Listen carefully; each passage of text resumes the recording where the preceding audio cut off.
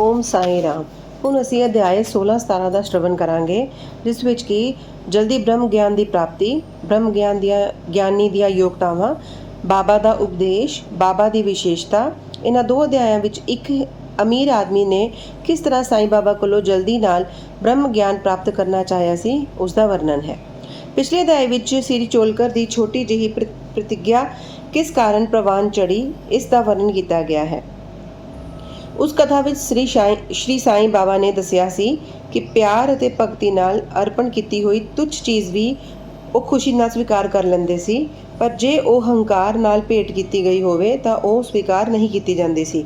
ਪੂਰੇ ਸਚਿਦਾਨੰਦ ਹੋਣ ਕਰਕੇ ਉਹ ਬਾਹਰੀ ਰਹਿਣ ਸਹਿਣ ਨੂੰ ਖਾਸ ਮਹੱਤਵ ਨਹੀਂ ਦਿੰਦੇ ਸੀ ਅਤੇ ਨਿਮਰਤਾ ਅਤੇ ਸਤਿਕਾਰ ਨਾਲ ਭੇਟ ਕੀਤੀ ਗਈ ਚੀਜ਼ ਦਾ ਸਵਾਗਤ ਕਰਦੇ ਸੀ।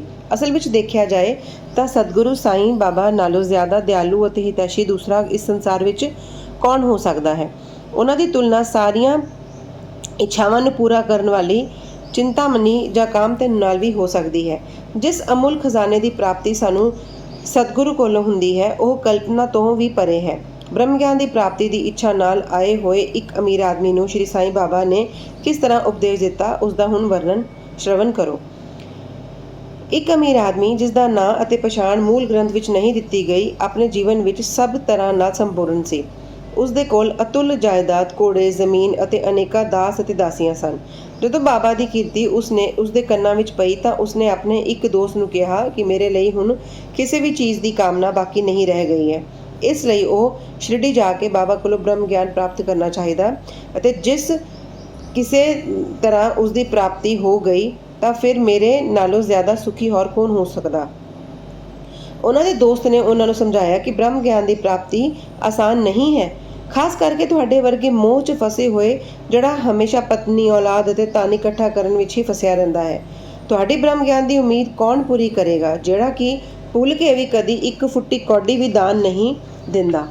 ਆਪਣੇ ਦੋਸਤ ਦੀ ਪਰਵਾਹ ਨਾ ਕਰਕੇ ਉਹ ਆਉਣ ਜਾਣ ਲਈ ਇੱਕ ਤਾਂਗਾ ਲੈ ਕੇ ਸ਼ਿਰਡੀ ਆਏ ਅਤੇ ਸਿੱਧੇ ਮਸਜਿਦ ਪਹੁੰਚੇ। ਸਾਈਂ ਬਾਬਾ ਦੇ ਦਰਸ਼ਨ ਕਰਕੇ ਉਹਨਾਂ ਨੇ ਚਰਨਾਂ 'ਚ ਡਿੱਗੇ ਅਤੇ ਬੇਨਤੀ ਕੀਤੀ ਕਿ ਤੁਸੀਂ ਇੱਥੇ ਆਉਣ ਵਾਲੇ ਸਾਰੇ ਲੋਕਾਂ ਨੂੰ ਥੋੜ੍ਹੀ ਦੇਰ ਵਿੱਚ ਹੀ ਬ੍ਰਹਮਾ ਦੇ ਦਰਸ਼ਨ ਕਰਾ ਦਿੰਦੇ ਹੋ। ਕੇਵਲ ਇਹ ਹੀ ਸੁਣ ਕੇ ਮੈਂ ਦੂਰੋਂ ਚੱਲ ਕੇ ਆਇਆ ਹਾਂ। ਮੈਂ ਇਸ ਸਫ਼ਰ ਨਾਲ ਬਹੁਤ ਥੱਕ ਗਿਆ ਹਾਂ। ਜੇ ਕਿਤੇ ਮੈਨੂੰ ਬ੍ਰਹਮ ਗਿਆਨ ਦੀ ਪ੍ਰਾਪਤੀ ਹੋ ਜਾਏ ਤਾਂ ਮੈਂ ਇਹ ਤਕਲੀਫ ਸਹਿਣਾ ਜ਼ਿਆਦਾ ਸਫਲ ਅਤੇ ਗੁਣਕਾਰੀ ਸਮਝਾਂਗਾ। ਬਾਬਾ ਬੋਲੇ, ਮੇਰੇ ਪਿਆਰੇ ਦੋਸਤ, ਇੰਨੇ ਬੇਚੈਨ ਨਾ ਹੋਵੋ। ਮੈਂ ਤੁਹਾਨੂੰ ਜਲਦੀ ਹੀ ਬ੍ਰਹਮਾ ਦਾ ਦਰਸ਼ਨ ਕਰਾ ਦੇਵਾਂਗਾ। ਮੇਰੇ ਸਾਰੇ ਵਿਹਾਰ ਨਗਦ ਹੀ ਹਨ ਅਤੇ ਮੈਂ ਉਧਾਰ ਕਦੀ ਨਹੀਂ ਕਰਦਾ। ਇਸ ਕਰਕੇ ਅਨੇਕਾਂ ਲੋਕ ਧਨ, ਸਿਹਤ, ਸ਼ਕਤੀ, ਮਾਨ, ਪਦਵੀਆਂ ਅਤੇ ਹੋਰ ਚੀਜ਼ਾਂ ਦੀ ਇੱਛਾ ਪੂਰੀਆਂ ਕਰਨ ਦੇ ਲਈ ਮੇਰੇ ਕੋਲ ਆਉਂਦੇ ਹਨ।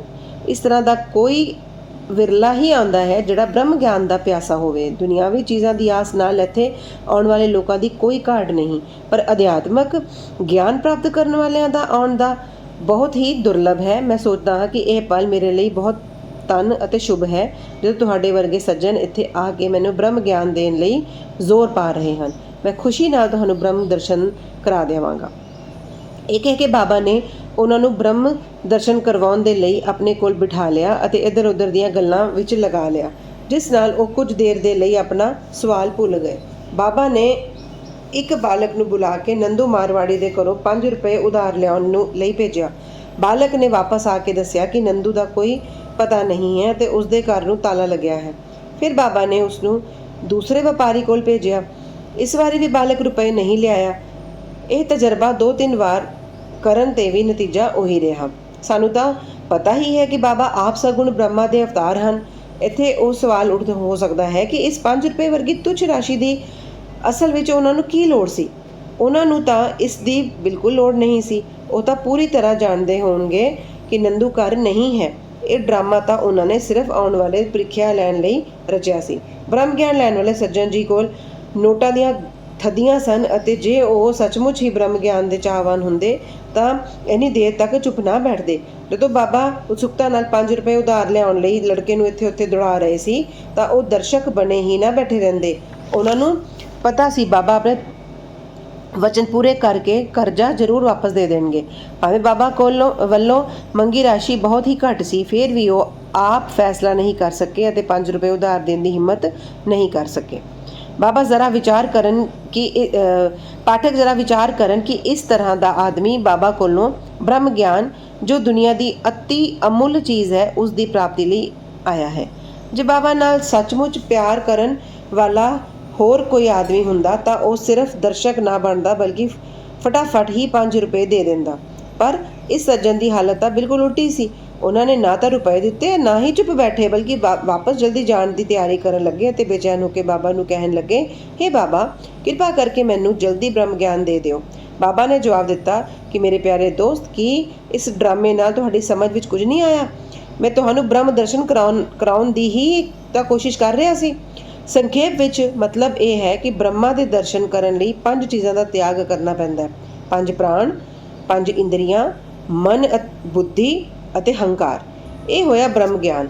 ਆਤਮਾ ਅਨੁਭੂਤੀ ਦੀ ਰਾਹ ਵੀ ਇਸੇ ਤਰ੍ਹਾਂ ਹੈ, ਜਿਸ ਤਰ੍ਹਾਂ ਤਲਵਾਰ ਦੀ ਧਾਰ ਉੱਪਰ ਚੱਲਣਾ।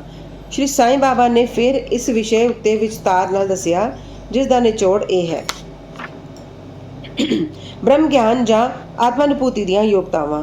ਆਮ ਆਦਮੀਆਂ ਨੂੰ ਆਪਣੀ ਜ਼ਿੰਦਗੀ ਵਿੱਚ ਬ੍ਰਹਮਾ ਦੇ ਦਰਸ਼ਨ ਨਹੀਂ ਹੁੰਦੇ। ਉਸ ਦੀ ਪ੍ਰਾਪਤੀ ਲਈ ਕੁਝ ਯੋਗਤਾਵਾਂ ਦਾ ਹੋਣਾ ਬਹੁਤ ਜ਼ਰੂਰੀ ਹੈ। ਪਹਿਲਾ, ਮੁਮੁਕਸ਼ੁਤਵ, ਮੁਕਤੀ ਦੀ ਤੀਬਰ ਇੱਛਾ। ਜਿਹੜਾ ਸੋਚਦਾ ਹੈ ਕਿ ਮੈਂ ਬੰਧਨ ਵਿੱਚ ਹਾਂ ਅਤੇ ਇਸ ਬੰਧਨ ਤੋਂ ਆਜ਼ਾਦ ਹੋਣਾ ਚਾਹੇ ਤਾਂ ਇਸ ਮੰਤਵ ਦੀ ਪ੍ਰਾਪਤੀ ਲਈ ਉਤਸੁਕਤਾ ਅਤੇ ਪੱਕੇ ਇਰਾਦੇ ਨਾਲ ਕੋਸ਼ਿਸ਼ ਕਰਦਾ ਰਹੇ ਅਤੇ ਹਰੇਕ ਹਾਲਾਤ ਦਾ ਮੁਕਾਬਲਾ ਕਰਨ ਲਈ ਤਿਆਰ ਰਹੇ, ਉਹੀ ਇਸ ਅਧਿਆਤਮਕ ਰਾਹ ਉੱਪਰ ਚੱਲਣ ਦੇ ਯੋਗ ਹੈ। ਦੂਸਰਾ ਹੈ ਉਦਾਸੀਨਤਾ।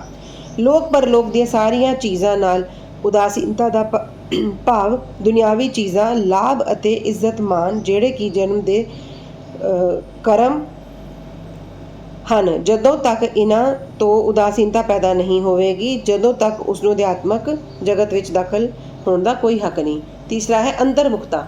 ਈਸ਼ਵਰ ਨੇ ਸਾਡੀਆਂ ਇੰਦਰੀਆਂ ਇਸ ਤਰ੍ਹਾਂ ਬਣਾਈਆਂ ਹਨ ਕਿ ਉਹਨਾਂ ਦੀ ਸੁਭਾਵਿਕ ਪਵਿੱਤਰਤਾ ਪ੍ਰਵਿਰਤੀ ਹਮੇਸ਼ਾ ਬਾਹਰ ਵੱਲ ਖਿੱਚੇ ਜਾਣ ਵਾਲੀ ਹੁੰਦੀ ਹੈ। ਸਾਨੂੰ ਹਮੇਸ਼ਾ ਬਾਹਰ ਦੀ ਹੀ ਧਿਆਨ ਰਹਿੰਦਾ ਹੈ, ਨਾ ਕਿ ਅੰਦਰ ਦਾ। ਜਿਹੜੇ ਆਤਮ ਦਰਸ਼ਨ ਅਤੇ ਦੈਵੀ ਜੀਵਨ ਦੀ ਇੱਛਾ ਕਰਦੇ ਹਨ, ਉਹਨਾਂ ਨੂੰ ਆਪਣੀ ਨਜ਼ਰ ਅੰਤਰਮੁਖੀ ਬਣਾ ਕੇ ਆਪਣੇ ਆਪ ਵਿੱਚ ਹੀ ਲੀਨ ਹੋਣਾ ਚਾਹੀਦਾ ਹੈ। ਪਾਪ ਸ਼ੁੱਧੀ। ਚੌਥਾ, ਜਦੋਂ ਤੱਕ ਮਨੁੱਖ ਦੁਰਾਚਾਰ ਤਿਆਗ ਕੇ ਭੈੜੇ ਕਰਮ ਕਰਨਾ ਨਹੀਂ ਛੱਡਦਾ, ਉਦੋਂ ਤੱਕ ਨਾ ਤਾਂ ਉਸ ਨੂੰ ਪੂਰੀ ਤਰ੍ਹਾਂ ਸ਼ਾਂਤੀ ਮਿਲਦੀ ਹੈ ਅਤੇ ਨਾ ਹੀ ਮਨ ਟਿਕਦਾ ਹੈ। ਉਹ ਸਿਰਫ ਬੁੱਧੀ ਦੇ ਬਲ ਨਾਲ ਗਿਆਨ ਦਾ ਲਾਭ ਕਦੀ ਵੀ ਨਹੀਂ ਲੈ ਸਕਦਾ। ਪੰਜਵਾਂ ਹੈ ਉਚਿਤ ਆਚਰਣ। ਜਦੋਂ ਤੱਕ ਮਨੁੱਖ ਸੱਚਾ, ਤਿਆਗੀ ਅਤੇ ਅੰਤਰਮੁਖੀ ਬਣ ਕੇ ਜਤੀ ਸਤੀ ਰਹਿਣ ਦਾ ਪਾਲਣ ਕਰਦੇ ਹੋਏ ਜੀਵਨ ਨਹੀਂ ਗੁਜ਼ਾਰਦਾ, ਉਦੋਂ ਤੱਕ ਉਸ ਨੂੰ ਮੁਕਤੀ ਪ੍ਰਾਪਤ ਹੋਣਾ ਸੰਭਵ ਨਹੀਂ। ਛਠਾ, ਸਾਰਵਸਤੂ ਗ੍ਰਹਿਣ ਕਰਨਾ। 2 ਤਰ੍ਹਾਂ ਦੀਆਂ ਚੀਜ਼ਾਂ ਹਨ, ਚੰਗੀ ਅਤੇ ਸੁੰਦਰ। ਪਹਿਲੀ ਅਧਿਆਤਮਕ ਵਿਸ਼ਿਆਂ ਨਾਲ ਜੁੜੀ ਹੈ ਅਤੇ ਦੂਸਰੀ ਸੰਸਾਰਿਕ ਵਿਸ਼ਿਆਂ ਨਾਲ। ਮਨੁੱਖਾਂ ਨੂੰ ਦੋਵਾਂ ਦਾ ਮੁਕਾਬਲਾ ਕਰਨਾ ਪੈਂਦਾ ਹੈ। ਉਸਨੇ ਵਿਵੇਕ ਨਾਲ ਕਿਸੇ ਇੱਕ ਦੀ ਚੋਣ ਕਰਨੀ ਪੈਂਦੀ ਹੈ। ਵਿਦਵਾਨ ਪੁਰਖ ਸੁੰਦਰ ਨਾਲੋਂ ਚੰਗੀ ਨੂੰ ਬਿਹਤਰ ਮੰਨਦੇ ਹਨ, ਪਰ ਜਿਹੜੇ ਮੂੜਮੱਤ ਹਨ, ਉਹ ਮੋਹ ਦੇ ਵਿੱਚ ਵਸ ਹੋ ਕੇ ਸੁੰਦਰ ਨੂੰ ਹੀ ਚੰਗਾ ਸਮਝ ਕੇ ਉਸ ਉੱਪਰ ਆਚਰਣ ਕਰਦੇ ਹਨ। ਸੱਤਵਾਂ ਹੈ ਮਨ ਅਤੇ ਇੰਦਰੀਆਂ ਦਾ ਕੰਟਰੋਲ। ਸਰੀਰ ਇੱਕ ਰਥ ਹੈ, ਆਤਮਾ ਉਸ ਦਾ ਸੁਆਮੀ ਅਤੇ ਬੁੱਧੀ ਸਾਰਥੀ ਹੈ। ਮਨ ਲਗਾਮ ਹੈ ਅਤੇ ਇੰਦਰੀਆਂ ਉਸ ਦੇ ਘੋੜੇ। ਇੰਦਰੀਆਂ ਦਾ ਕੰਟਰੋਲ ਹੀ ਉਸ ਦਾ ਰਾਹ ਹੈ। ਜਿਹੜੇ ਘੱਟ ਬੁੱਧੀ ਦੇ ਹਨ ਅਤੇ ਜਿਨ੍ਹਾਂ ਦੇ ਮਨ ਚੰਚਲ ਹਨ ਅਤੇ ਜਿਨ੍ਹਾਂ ਦੀਆਂ ਇੰਦਰੀਆਂ ਸਾਰਥੀ ਤੇ ਦੁਰਾਚਾਰੀ ਘੋੜਿਆਂ ਵਾਂਗ ਹਨ, ਉਹ ਆਪਣੇ ਮੰਜ਼ਿਲ ਤੇ ਨਹੀਂ ਪਹੁੰਚਦੇ ਅਤੇ ਜਨਮ ਮਰਨ ਦੇ ਚੱਕਰ ਵਿੱਚ ਹੀ ਘੁੰਮਦੇ ਰਹਿੰਦੇ ਹਨ। ਪਰ ਜਿਹੜੇ ਵਿਵੇਕਸ਼ੀਲ ਹਨ, ਜਿਨ੍ਹਾਂ ਨੇ ਆਪਣੇ ਮਨ 'ਤੇ ਕੰਟਰੋਲ ਕਰ ਲਿਆ ਹੈ ਅਤੇ ਜਿਨ੍ਹਾਂ ਦੀਆਂ ਇੰਦਰੀਆਂ ਸਾਰਥੀ ਦੇ ਉੱਤਮ ਘੋੜਿਆਂ ਵਾਂਗ ਕੰਟਰੋਲ ਵਿੱਚ ਹਨ, ਉਹੀ ਮੰਜ਼ਿਲ 'ਤੇ ਪਹੁੰਚ ਸਕਦੇ ਹਨ। ਉਹਨਾਂ ਨੂੰ ਹੀ ਪਰਮ ਪਦ ਦੀ ਪ੍ਰਾਪਤੀ ਹੋ ਜਾਂਦੀ ਹੈ ਅਤੇ ਉਹਨਾਂ ਦਾ ਪੁਨਰ ਜਨਮ ਨਹੀਂ ਹੁੰਦਾ। ਜਿਹੜਾ ਆਦਮੀ ਆਪਣੀ ਬੁੱਧੀ ਨਾਲ ਮਨ ਨੂੰ ਵਸ ਵਿੱਚ ਕਰ ਲੈਂਦਾ ਹੈ, ਉਹ ਅਖੀਰ ਵਿੱਚ ਆਪਣੀ ਮੰਜ਼ਿਲ ਪ੍ਰਾਪਤ ਕਰ ਕੇ ਉਸ ਸਰਵਸ਼ਕਤੀਮਾਨ ਭਗਵਾਨ ਵਿਸ਼ਨੂੰ ਦੇ ਲੋਕ ਵਿੱਚ ਪਹੁੰਚ ਜਾਂਦਾ ਹੈ। 8ਵਾਂ ਹੈ ਮਨ ਦੀ ਪਵਿੱਤਰਤਾ। ਜਦੋਂ ਤੱਕ ਮਨੁੱਖ ਕਾਮਨਾ ਰਹਿਤ ਕਰਮ ਨਹੀਂ ਕਰਦਾ, ਉਦੋਂ ਤੱਕ ਉਸਨੂੰ ਚਿੱਤ ਦੀ ਸ਼ੁੱਧੀ ਅਤੇ ਆਤਮ ਦਰਸ਼ਨ ਸੰਭਵ ਨਹੀਂ ਹੈ। ਸ਼ੁੱਧ ਮਨ ਵਿੱਚ ਹੀ ਵਿਵੇਕ ਅਤੇ ਵੈਰਾਗ ਪੈਦਾ ਹੁੰਦੇ ਹਨ, ਜਿਸ ਨਾਲ ਆਤਮ ਦਰਸ਼ਨ ਦੇ ਰਾਹ ਵਿੱਚ ਉੱਨਤੀ ਹੋ ਜਾਂਦੀ ਹੈ। ਹੰਕਾਰ ਛੱਡੇ ਬਿਨਾਂ ਲਾਲਸਾ ਤੋਂ ਛੁਟਕਾਰਾ ਪਾਉਣਾ ਸੰਭਵ ਨਹੀਂ ਹੈ। ਵਿਸ਼ੇ ਵਾਸਨਾ ਆਤਮ ਅਨੁਭੂਤੀ ਦੇ ਰਾਹ ਵਿੱਚ ਖਾਸ ਰੁਕਾਵਟ ਹਨ। ਇਹ ਧਾਰਨਾ ਹੈ ਕਿ ਮੈਂ ਸਰੀਰ ਹਾਂ, ਇਹ ਭੁਲੇਖਾ ਹੈ। ਜੇ ਤੁਸੀਂ ਆਪਣੇ ਜੀਵਨ ਦੇ ਮੰਤਵ ਆਤਮ ਸਾਖਸ਼ਾਤਕਾਰ ਨੂੰ ਪ੍ਰਾਪਤ ਕਰਨ ਦੀ ਉਮੀਦ ਹੈ ਤਾਂ ਇਸ ਧਾਰਨਾ ਅਤੇ ਮੋਹ ਦੀ ਪੂਰੀ ਤਰ੍ਹਾਂ ਤਿਆਗ ਕਰ ਦਿਓ। 9ਵਾਂ ਹੈ ਗੁਰੂ ਦੀ ਲੋੜ। ਆਤਮ ਗਿਆਨ ਇੰਨਾ ਡੂੰਘਾ ਅਤੇ ਭੇਦ ਭਰਿਆ ਹੈ ਕਿ ਸਿਰਫ ਕੋਸ਼ਿਸ਼ ਨਾਲ ਹੀ ਉਸ ਦੀ ਪ੍ਰਾਪਤੀ ਸੰਭਵ ਨਹੀਂ। ਇਸ ਕਰਕੇ ਆਤਮਾਨੁਭੂਤੀ ਪ੍ਰਾਪਤ ਕਰ ਗੁਰੂ ਦੀ ਮਦਦ ਬਹੁਤ ਜ਼ਰੂਰੀ ਹੈ। ਬਹੁਤ ਹੀ ਸਖਤ ਮਿਹਨਤ ਅਤੇ ਤਕਲੀਫਾਂ ਦੇ ਮਗਰੋਂ ਹੀ ਦੂਸਰੇ ਕੀ ਦੇ ਸਕਦੇ ਹਨ, ਜੋ ਇਸੇ ਗੁਰੂ ਦੀ ਕਿਰਪਾ ਨਾਲ ਆਸਾਨੀ ਨਾਲ ਹੀ ਪ੍ਰਾਪਤ ਹੋ ਸਕਦਾ ਹੈ। ਜਿਸਨੇ ਆਪ ਉਸ ਰਾਹ 'ਤੇ ਚੱਲ ਕੇ ਮਹਿਸੂਸ ਕਰ ਲਿਆ ਹੋਵੇ, ਉਹ ਹੀ ਆਪਣੇ ਚੇਲੇ ਨੂੰ ਵੀ ਆਸਾਨੀ ਨਾਲ ਪੈਰ ਅਤੇ ਅਧਿਆਤਮਕ ਉੱਨਤੀ ਕਰਾ ਸਕਦਾ ਹੈ। 10ਵਾਂ ਹੈ ਆਖੀਰ ਵਿੱਚ ਈਸ਼ਵਰ ਦੀ ਪ੍ਰਾਪਤੀ ਬਹੁਤ ਹੀ ਜ਼ਰੂਰੀ ਹੈ। ਜਦੋਂ ਭਗਵਾਨ ਕਿਸੇ 'ਤੇ ਕਿਰਪਾ ਕਰਦੇ ਹਨ ਤਾਂ ਉਹ ਉਸ ਨੂੰ ਵਿਵੇਕ ਅਤੇ ਵੈਰਾਗ ਦੇ ਕੇ ਇਸ ਭਵਸਾਗਰ ਤੋਂ ਪਾਰ ਕਰ ਦਿੰਦੇ ਹਨ। ਇਹ ਆਤਮਾਨੁਭੂਤੀ ਨਾ ਤਾਂ ਤਰ੍ਹਾਂ ਦੀਆਂ ਵਿਦਿਆ ਅਤੇ ਬੁੱਧੀ ਨਾਲ ਹੀ ਮਿਲ ਸਕਦੀ ਹੈ ਅਤੇ ਨਾ ਹੀ ਖਾਲੀ ਵੇਦਾਂ ਦੇ ਅਭਿਆਨ ਨਾਲ। ਇਸ ਦੇ ਲਈ ਜਿਸ ਕਿਸੇ ਨੂੰ ਇਹ ਆਤਮਾ ਚੁੰਦੀ ਹੈ ਉਸ ਨੂੰ ਪ੍ਰਾਪਤ ਹੁੰਦੀ ਹੈ ਅਤੇ ਉਸ ਦੇ ਸਾਹਮਣੇ ਉਹ ਆਪਣਾ ਸਰੂਪ ਪ੍ਰਗਟ ਕਰਦੀ ਹੈ। ਕਠੋਪਨਿਸ਼ਦ ਵਿੱਚ ਇਸ ਤਰ੍ਹਾਂ ਦਾ ਵਰਣਨ ਕੀਤਾ ਗਿਆ ਹੈ। ਬਾਬਾ ਦਾ ਉਪਦੇਸ਼। ਜਦੋਂ ਇਹ ਉਪਦੇਸ਼ ਖਤਮ ਹੋ ਗਿਆ ਤਾਂ ਬਾਬਾ ਉਸ ਸੱਜਣ ਨੂੰ ਕਹਿਣ ਲੱਗੇ ਕਿ ਚੰਗਾ, ਤੁਹਾਡਾ ਜੇਬ ਵਿੱਚ 5 ਰੁਪਏ ਦੇ 50 ਗੁਣਾ ਰੁਪਇਆਂ ਦੇ ਰੂਪ ਵਿੱਚ ਬ੍ਰਹਮ ਹੈ, ਉਸ ਨੂੰ ਕਿਰਪਾ ਕਰਕੇ ਬਾਹਰ ਕੱਢੋ। ਉਸਨੇ ਨੋਟਾਂ ਦੀ ਥੱਦੀ ਬਾਹਰ ਕੱਢੀ ਅਤੇ ਗਿਣਨ 'ਤੇ ਸਾਰਿਆਂ ਨੂੰ ਬਹੁਤ ਹੈਰਾਨੀ ਹੋਈ ਕਿ ਉਹ 10-10 ਦੇ 25 ਨੋਟ ਸਨ। ਬਾਬਾ ਦੀ ਇਹ ਸਭ ਕੁਝ ਜਾਣਨ ਦੀ ਸ਼ਕਤੀ ਦੇ ਕੇ ਉਹ ਸੱਜਣ ਭਾਵੁਕ ਹੋ ਗਏ ਅਤੇ ਬਾਬਾ ਦੇ ਚਰਨਾਂ 'ਤੇ ਡਿੱਗ ਕੇ ਆਸ਼ੀਰਵਾਦ ਦੀ ਬੇਨਤੀ ਕਰਨ ਲੱਗੇ। ਤਾਂ ਬਾਬਾ ਬੋਲੇ ਕਿ ਆਪਣਾ ਬ੍ਰਹਮ ਦਾ ਯਾਨੀ ਨੋਟਾਂ ਦਾ ਇਹ ਬੰਡਲ ਲਪੇਟ ਲਵੋ। ਜਦੋਂ ਤੱਕ ਤੁਹਾਡਾ ਲਾਲਚ ਅਤੇ ਈਰਖਾ ਤੋਂ ਪੂਰੀ ਤਰ੍ਹਾਂ ਛੁਟਕਾਰਾ ਨਹੀਂ ਹੋ ਜਾਂਦਾ, ਉਦੋਂ ਤੱਕ ਤੁਸੀਂ ਬ੍ਰਹਮਾ ਦੇ ਸੱਚੇ ਸਰੂਪ ਨੂੰ ਨਹੀਂ ਜਾਣ ਸਕਦੇ, ਜਿਸ ਦਾ ਧਨ, ਮਨ, ਔਲਾਦ ਅਤੇ ਐਸ਼ ਵਿੱਚ ਲੱਗਿਆ ਹੋਵੇ। ਉਹ ਇਹਨਾਂ ਸਾਰਿਆਂ ਦੇ ਮੋਹ ਨੂੰ ਤਿਆਗੇ ਬਗੈਰ ਕਿਵੇਂ ਬ੍ਰਹਮਾ ਨੂੰ ਜਾਣਨ ਦੀ ਉਮੀਦ ਕਰ ਸਕਦਾ ਹੈ। ਮੋਹ ਭਰਮ ਅਤੇ ਧਨ ਦੀ ਭੁੱਖ ਦੁੱਖ ਦਾ ਇੱਕ ਭਵੰਡਰ ਹੈ, ਜਿਸ ਵਿੱਚ ਹੰਕਾਰ ਅਤੇ ਈਰਖਾ ਵਰਗੇ ਮਗਰਮੱਛਾਂ ਦਾ ਵਾਸਾ ਹੈ। ਜਿਹੜਾ ਇੱਛਾ ਰਹਿਤ ਹੋਵੇਗਾ, ਸਿਰਫ ਉਹ ਹੀ ਇਸ ਭਵਸਾਗਰ ਪਾਰ ਕਰ ਸਕਦਾ ਹੈ। ਲਾਲਸਾ ਅਤੇ ਬ੍ਰਹਮਾ ਦੇ ਆਪਸੀ ਸੰਬੰਧ ਇਸ ਤਰ੍ਹਾਂ ਦੇ ਹਨ ਜਿਸ ਤਰ੍ਹਾਂ ਉਹ ਇੱਕ ਦੂਜੇ ਦੇ ਕੱਟੜ ਦੁਸ਼ਮਣ ਹਨ। ਤੁਲਸੀਦਾਸ ਜੀ ਕਹਿੰਦੇ ਹਨ, ਜਿੱਥੇ ਲਾਲਚ, ਉੱਥੇ ਬ੍ਰਹਮਾ ਦੇ ਚਿੰਤਨ ਜਾਂ ਧਿਆਨ ਦੀ ਗੁੰਜਾਇਸ਼ ਨਹੀਂ ਹੈ। ਫਿਰ ਲਾਲਚੀ ਪੁਰਖ ਨੂੰ ਉਦਾਸੀਨਤਾ ਅਤੇ ਮੋਕਸ਼ ਦੀ ਪ੍ਰਾਪਤੀ ਕਿਸ ਤਰ੍ਹਾਂ ਹੋ ਸਕਦੀ ਹੈ? ਲਾਲਚੀ ਪੁਰਖ ਨਾ ਤਾਂ ਸ਼ਾਂਤੀ ਅਤੇ ਨਾ ਸੰਤੋਖ ਹੀ ਅਤੇ ਨਾ ਹੀ ਉਹ ਪੱਕੇ ਇਰਾਦੇ ਵਾਲਾ ਹੀ ਹੁੰਦਾ ਹੈ। ਜੇ ਜ਼ਰਾ ਵੀ ਲਾਲਚ ਮਨ ਵਿੱਚ ਬਾਕੀ ਰਹਿ ਜਾਵੇ ਤਾਂ ਸਮਝਣਾ ਚਾਹੀਦਾ ਹੈ ਕਿ ਸਾਰੀਆਂ ਸਾਧਨਾਵਾਂ ਫਜ਼ੂਲ ਹੋ ਗਈਆਂ।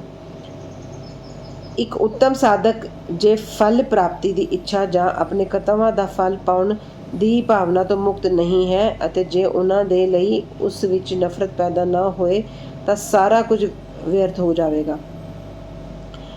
ਉਹ ਆਤਮਾਨੁਭੂਤੀ ਪ੍ਰਾਪਤ ਕਰਨ ਵਿੱਚ ਸਫਲ ਨਹੀਂ ਹੋ ਸਕਦਾ। ਜਿਹੜਾ ਹੰਕਾਰੀ ਅਤੇ ਹਮੇਸ਼ਾ ਵਿਸ਼ੇ ਵਿਕਾਰ ਵਿੱਚ ਲਿਪਤ ਹੈ, ਉਸ 'ਤੇ ਗੁਰੂ ਦੇ ਉਪਦੇਸ਼ਾਂ ਅਤੇ ਸਿੱਖਿਆ ਦਾ ਕੋਈ ਅਸਰ ਨਹੀਂ ਪੈਂਦਾ। ਇਸ ਲਈ ਮਨ ਦੀ ਪਵਿੱਤਰਤਾ ਬਹੁਤ ਜ਼ਰੂਰੀ ਹੈ, ਕਿਉਂਕਿ ਉਸ ਦੇ ਬਿਨਾਂ ਅਧਿਆਤਮਕ ਸਾਧਨਾਵਾਂ ਦਾ ਕੋਈ ਵੀ ਮਹੱਤਵ ਨਹੀਂ ਅਤੇ ਉਹ ਨਿਰਾ ਪਖੰਡ ਹੈ। ਇਸ ਲਈ ਠੀਕ ਹੀ ਹੈ, ਜਿਸ ਨੂੰ ਜਿਹੜਾ ਬੁੱਧੀ ਮੁਤਾਬਿਕ ਠੀਕ ਹੋਏ ਉਹ ਉਸ ਉੱਤੇ ਹੀ ਚੱਲੇ। ਮੇਰਾ ਖਜ਼ਾਨਾ ਪੂਰਨ ਹੈ, ਮੈਂ ਹਰ ਇੱਕ ਦੀ ਇੱਛਾ ਅਨੁਸਾਰ ਉਸ ਦੀ ਪੂਰਤੀ ਕਰ ਸਕਦਾ ਹਾਂ, ਪਰ ਮੈਨੂੰ ਪਾਤਰ ਦੀ ਯੋਗਤਾ ਅਯੋਗਤਾ ਦਾ ਵੀ ਧਿਆਨ ਰੱਖਣਾ ਪੈਂਦਾ ਹੈ। ਜੇ ਕੁਝ ਮੈਂ ਕਹਿ ਰਿਹਾ ਹਾਂ, ਜੇ ਤੁਸੀਂ ਉਸ ਨੂੰ ਇਕਾਗਰ ਹੋ ਕੇ ਸੁਣੋਗੇ ਤਾਂ ਤੁਹਾਨੂੰ ਯਕੀਨਨ ਹੀ ਲਾਭ ਹੋਵੇਗਾ। ਇਸ ਮਸਜਿਦ ਵਿੱਚ ਬੈਠ ਕੇ ਮੈਂ ਕਦੀ ਵੀ ਝੂਠਾ ਭਾਸ਼ਣ ਨਹੀਂ ਕਰਦਾ। ਜਦੋਂ ਘਰ ਵਿੱਚ ਕਿਸੇ ਮਹਿਮਾਨ ਨੂੰ ਸੱਦਾ ਦਿੱਤਾ ਜਾਂਦਾ ਹੈ ਤਾਂ ਉਸ ਦੇ ਨਾਲ ਪਰਿਵਾਰ, ਹੋਰ ਦੋਸਤ ਅਤੇ ਰਿਸ਼ਤੇਦਾਰ ਆਦਿ ਵੀ ਭੋਜਨ ਕਰਨ ਲਈ ਆਉਂਦੇ ਹਨ। ਬਾਬਾ ਵੱਲੋਂ ਧਨੀ ਸੱਜਣ ਨੂੰ ਦਿੱਤੇ ਗਏ ਇਸ ਗਿਆਨ ਭੋਜ ਵਿੱਚ ਮਸਜਿਦ ਵਿੱਚ ਹਾਜ਼ਰ ਹੋਰ ਸਾਰੇ ਜਣੇ ਸ਼ਾਮਿਲ ਸਨ। ਬਾਬਾ ਦਾ ਆਸ਼ੀਰਵਾਦ ਲੈ ਕੇ ਸਾਰੇ ਲੋਕ ਉਸ ਧਨੀ ਸੱਜਣ ਦੇ ਨਾਲ ਖੁਸ਼ੀ ਅਤੇ ਸੰਤੋਸ਼ ਨਾਲ ਆਪਣੇ ਆਪਣੇ ਘਰਾਂ ਨੂੰ ਵਾਪਸ ਚਲੇ ਗਏ। ਬਾਬਾ ਦੀ ਵਿਸ਼ੇਸ਼ਤਾ। ਇਸ ਤਰ੍ਹਾਂ ਦੇ ਸੰਤ ਅਨੇਕਾਂ ਹਨ ਜਿਹੜੇ ਘਰ-ਬਾਰ ਛੱਡ ਕੇ ਜੰਗਲ ਦੀਆਂ ਗੁਫਾਵਾਂ ਜਾਂ ਝੌਂਪੜੀਆਂ ਵਿੱਚ ਇਕਾਂਤਵਾਸ ਕਰਦੇ ਹੋਏ ਆਪਣੀ ਮੁਕਤੀ ਦਾ ਮੋਕਸ਼ ਪ੍ਰਾਪਤੀ ਦੀਆਂ ਕੋਸ਼ਿਸ਼ਾਂ ਕਰਦੇ ਹਨ। ਉਹ ਦੂਸਰਿਆਂ ਦੀ ਜਰਾ ਵੀ ਪਰਵਾਹ ਨਾ ਕਰਕੇ ਹਮੇਸ਼ਾ ਧਿਆਨ ਵਿੱਚ ਮਗਨ ਰਹਿੰਦੇ ਹਨ। ਸ਼੍ਰੀ ਸਾਈਂ ਬਾਬਾ ਦਾ ਸੁਭਾਅ ਇਸ ਤਰ੍ਹਾਂ ਦਾ ਨਹੀਂ ਸੀ।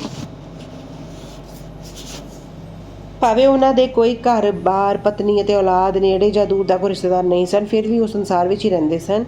ਉਹ ਸਿਰਫ 4-5 ਘਰਾਂ ਤੋਂ ਭਿੱਖਿਆ ਲੈ ਕੇ ਹਮੇਸ਼ਾ ਨਿੰਮ ਦੇ ਦਰਖਤ ਥੱਲੇ ਰਹਿੰਦੇ ਅਤੇ ਸਾਰੇ ਸੰਸਾਰਕ ਵਿਹਾਰ ਕਰਦੇ ਰਹਿੰਦੇ। ਇਸ ਦੁਨੀਆ ਵਿੱਚ ਰਹਿ ਕੇ ਇਸ ਤਰ੍ਹਾਂ ਆਚਰਣ ਕਰਨਾ ਚਾਹੀਦਾ ਹੈ, ਇਸ ਦੀ ਵੀ ਉਹ ਸਿੱਖਿਆ ਦਿੰਦੇ ਸਨ। ਇਸ ਤਰ੍ਹਾਂ ਦੇ ਸਾਧੂ ਜਾਂ ਸੰਤ ਵਿਰਲੇ ਹੀ ਹੁੰਦੇ ਹਨ ਜਿਹੜੇ ਆਪ ਭਗਵਤ ਪ੍ਰਾਪਤੀ ਦੇ ਮਗਰੋਂ ਲੋਕਾਂ ਦੇ ਕਲਿਆਣ ਲਈ ਕੋਸ਼ਿਸ਼ ਕਰਨ। ਸ਼੍ਰੀ ਸਾਈਂ ਬਾਬਾ ਇਹਨਾਂ ਸਾਰਿਆਂ ਤੋਂ ਉੱਪਰ ਸਨ, ਇਸ ਲਈ ਹੀ ਮਾੜਪਨ ਕਹਿੰਦੇ ਹਨ। ਉਹ ਦੇਸ਼ ਧਨ ਹੈ, ਉਹ ਪਰਿਵਾਰ ਧਨ ਹੈ ਅਤੇ ਉਹ ਮਾਤਾ ਪਿਤਾ ਧਨ ਹਨ ਜਿੱਥੇ ਸ਼੍ਰੀ ਸਾਈਂ ਬਾਬਾ ਦੇ ਰੂਪ ਵਿੱਚ ਇੱਕ ਅਸਾਧਾਰਨ ਪਰਮ ਸ਼੍ਰੇਸ਼ਟ ਅਨਮੋਲ ਸ਼ੁੱਧ ਹੀਰਾ ਪੈਦਾ ਹੋਇਆ। ਸ਼੍ਰੀ ਸਤਿਗੁਰੂ ਸਾਈਂ ਨਾਥ ਨੂੰ ਸੀਸ ਝੁਕਾਓ, ਸਾਰੇ ਸੁਖ ਸ਼ਾਂਤੀ ਪਾਓ।